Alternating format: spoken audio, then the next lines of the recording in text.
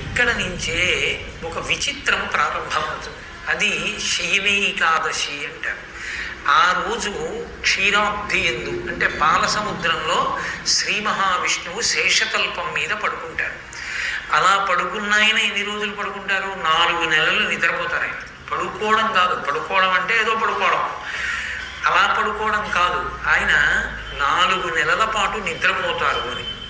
అంటే ఆషాఢమాసంలో వచ్చేటటువంటి శుక్లపక్ష ఏకాదశి నాడు పడుకున్న శ్రీ మహావిష్ణువు శ్రావణము, భాద్రపదము, ఆశ్వీజము, కార్తీక మాసం వచ్చే పర్యంతం పడుకుని కార్తీక మాసంలో వచ్చేటటువంటి ఏకాదశి నాడు నిద్రలేస్తే మళ్ళీ ఆయన నిద్రలేచిన ఏకాదశి ఉత్తయన ఏకాదశి అని పేరుతోటి ఆ రోజున తులసి బృందావనంలోకి తీసుకెళ్ళి కళ్యాణం చేయడం అవి చేస్తారు. కాబట్టి 4 నెలలు ఆయన నిద్రపోతారు. ఈ 4 నెలలు శ్రీ మహావిష్ణు ఇక్కడ జగతీ రక్షణే జాగరూకం బహుజాగ్రత్తతో అఖిల జగములను రక్షిస్తాడు. రక్షించడం అంటే బాహ్యమునందు ఏ విధమైనటువంటి ఇబ్బంది రాకుండా, రాక్షసుల వలన ఖేదము లేకుండా కాపాడతాడు. ఆంతరమునందు జీవుని యొక్క ఉపాసన పట్టుకుంటాడు.